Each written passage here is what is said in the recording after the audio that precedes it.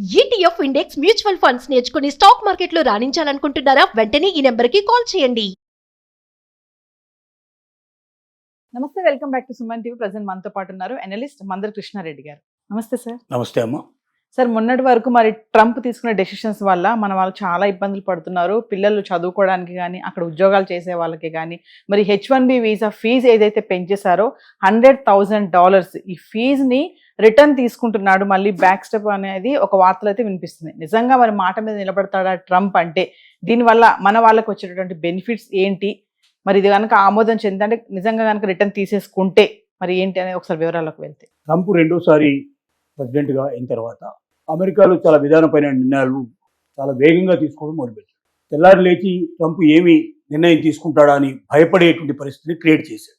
ఒక అమెరికాలో ఉన్నటువంటి వీసా సిస్టమ్ మీదనే కాదు, ప్రపంచంలో ఉండే అన్ని దేశాల మీద కూడా తన పెత్తనం చెలాయించడానికి రకరకాలుగా వాళ్ళ మీద పన్నులు విధించడం, లేక ఆంక్షలు విధించడం, చాలా రకాల బీభత్సాన్ని క్రియేట్ చేసి చివరికి వాళ్ళకి అతి దగ్గరగా ఉండే నాటో దేశాలు లాంటివి, యూరోపియన్ కంట్రీస్ అన్ని కూడా దూరం అయ్యే పరిస్థితి ఏర్పడింది.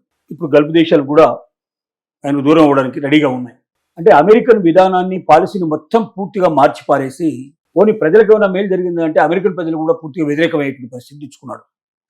దాంట్లో భాగంగానే వీసా విధానాన్ని మొత్తం నేను మార్చేస్తున్నాను, మామూలుగా కొన్ని డాలర్లు మాత్రమే పే చేసి తీసుకునేటువంటి H1B వీసా సిస్టమ్ని నేను ఇక్కడ నుంచి కఠినతరం చేస్తున్నాను. 2026లో ఎవరైతే అప్లై చేసుకుంటారో వాళ్ళు మాత్రం ఖచ్చితంగా $1,00,000 కట్టి రావాల్సిందే, ఇంకొక మార్గం లేదు అని చెప్పారు. అసలు అమెరికన్ ప్రెసిడెంట్కి వీసా ఫీజు పెంచేటువంటి అవకాశం ఉందా, ఆయనకు అధికారం ఉందా అని ఒక ప్రశ్న మనం వేస్తే ఆయనకు అధికారం లేదు.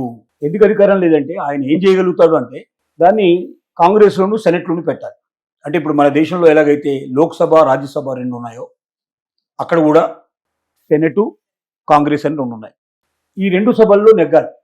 రెండు సభల్లో కూడా నెగ్గి ఆమోదం చెప్పిన తర్వాత అది చట్ట రూపంలో వస్తే అప్పుడు ఆ చట్టం అమలు చేసే పరిస్థితి ఉంటుంది తప్ప అమెరికన్ ప్రెసిడెంట్ నోటికి ఏది వస్తే అది పెట్టేసుకుని, అంటే కొన్ని విషయాల్లో ప్రెసిడెంట్కి ఉన్నాయి కొన్ని హక్కులు, కానీ వీసా నిబంధనల్లో మార్పు చేసేటువంటి హక్కు కానీ అధికారం కానీ ఆయనకు లేదు.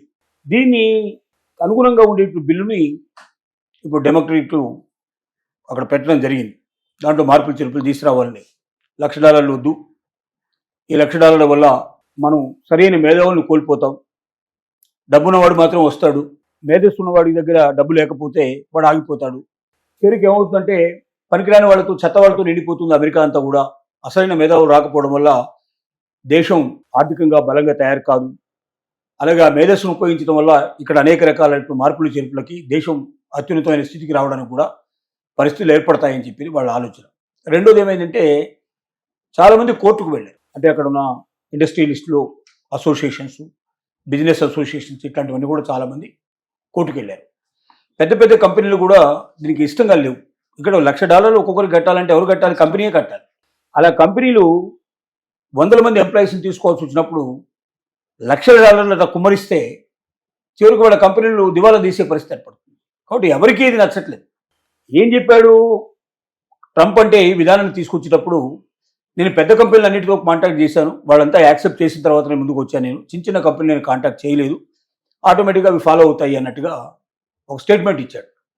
కానీ తర్వాత చాలా కంపెనీలు విభేదించాయి.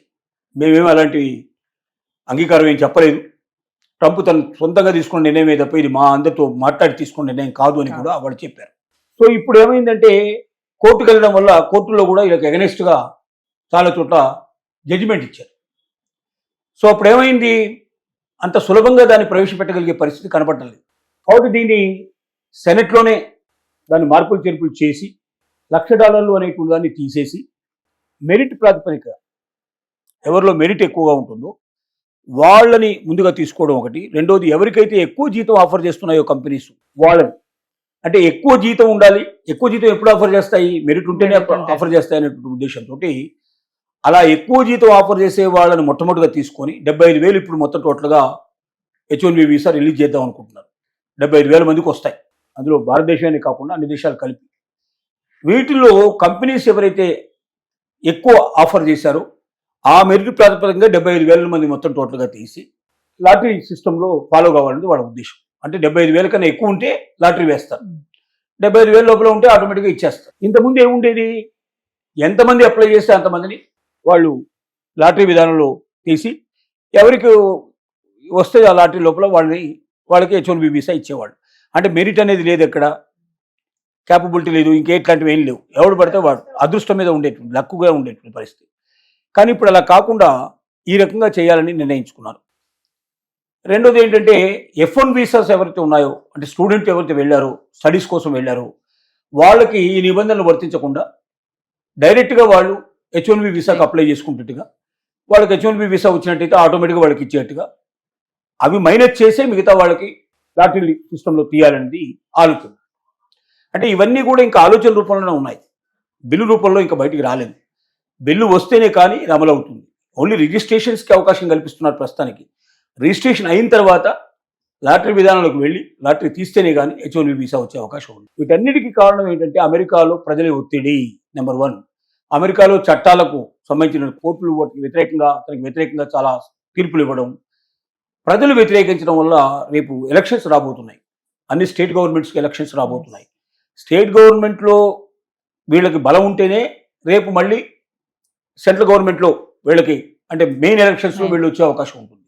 అక్కడ వీళ్ళకి పట్టు తప్పిపోతే ఆటోమేటిక్గా ఇక్కడ పట్టు తప్పే అవకాశం. కాబట్టి స్టేట్స్ చాలా బలమైనటువంటి, అక్కడ బలంగా వీళ్ళని ఎన్నుకునేటువంటి అవకాశం రావాలంటే ఇప్పుడు ట్రంప్ తీసుకున్న విధానాల్లో చాలా మార్పులు తీసుకొస్తే తప్ప అది సాధ్యం కాదు. ట్రంప్కు వ్యతిరేకంగా ఉన్న పరిస్థితిని అంతా మళ్ళీ అనుకూలంగా మార్చుకోవాలంటే ఏవైతే తీసుకున్న నిర్ణయాలన్నింటి తిరగదోడాలని నిర్ణయానికి వచ్చారు వాళ్ళు.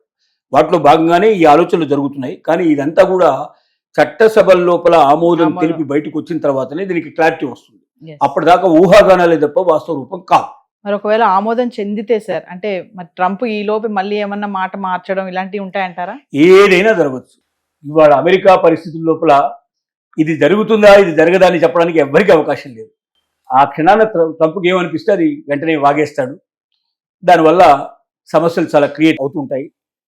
ఇక ఇది తప్పదు. ట్రంప్ ఉన్నంతకాలం ఈ రకంగా దేశాలు భయపడుతూ ఉండాల్సిందే, ప్రజలు భయపడుతూ ఉండాల్సిందే. ఎవరి మీద కంటికి ఇప్పుడు ఎక్కడో అమెరికాలో అతను ఎక్కడో ఇరాన్లో స్టార్ట్ చేసిన యుద్ధం ఇవాళ ఒంటిట్లోకి వచ్చేసింది కదా. ఎంతమంది సఫర్ అవుతున్నారు. హోమ్ డెలివరీకి డొమెస్టిక్ ఏ ప్రాబ్లం లేదని చెప్తున్నారు, కానీ డొమెస్టిక్ కూడా కొన్ని వందల వేల మంది రోడ్ల మీద క్యూలలో పెట్టేసుకొని సఫర్ అవుతున్నారు. అంటే అన్ని చోట్ల పరిస్థితి లేదు. ఇవాళ పెట్రోల్ బంకుల్లో కూడా పెట్రోల్ లేదు, చాలా చోట్ల పెట్రోల్ లేదు. ఇప్పుడు నేను వస్తుంటే చూశాను, పెట్రోల్ కూడా లేదు. పెట్రోల్ కొరత లేదన్నారు, పెట్రోల్ కొరత కనబడుతోంది. అలాగే అసలు గ్యాస్ కొరత లేదన్నారు, గ్యాస్ కొరత కనబడుతుంది. ఇంకా రేపటి నుంచి అసలు మన ఎక్స్పోర్ట్స్ అన్ని ఆగిపోతే ఇక్కడ ఉండే పరిస్థితులు చాలా ఘోరంగా పరిస్థితి ఏర్పడింది. ఆల్రెడీ ఆగిపోయాయి చాలా వరకు. ఇంపోర్ట్స్ లేకపోతే వస్తువుల రేట్లు అమాంతంగా పెరిగిపోతాయి. వంట నూనెలు అన్ని రేట్లు పెరిగిపోయాయి, ఇంకా పెరుగుతాయి పరిస్థితులు కనబడుతున్నాయి. ఈ యుద్ధం ఇలాగే కంటిన్యూ అయ్యి ఇంకో నెల 2 నెలలు పరిస్థితి ఏర్పడితే మనం ఏమవుతావో తెలియదు. కాబట్టి ట్రంప్ విధానంలో మార్పు వస్తే తప్ప, ఆ దేశం ఆమోదిస్తే తప్ప, అక్కడ సెనెట్లో కాంగ్రెస్ లోపల ఆమోదిస్తే తప్ప ఖచ్చితంగా ఇది అమలు జరుగుతుంది అని చెప్పగలిగే పరిస్థితి మనకు ఏర్పడుతుంది. ఒక నమ్మకంతో మనం ఉండాల్సిందే. ఇంకా ఏదైనా ఇలాంటివి వస్తే మన ఇండియన్స్కి ఇంకా కొంచెం అవకాశాలు పెరుగుతాయని మనం ఆశపడవచ్చు. $2 లక్షలు కట్టగలిగే పరిస్థితులు లేని వాళ్ళు చాలా మంది ఆశ వదులుకొని ఉన్నారు. అలాంటి వాళ్ళకి మళ్ళీ కొంచెం ఆశలు చిగురించే అవకాశాలు దీనివల్ల వస్తాయి. Thank you.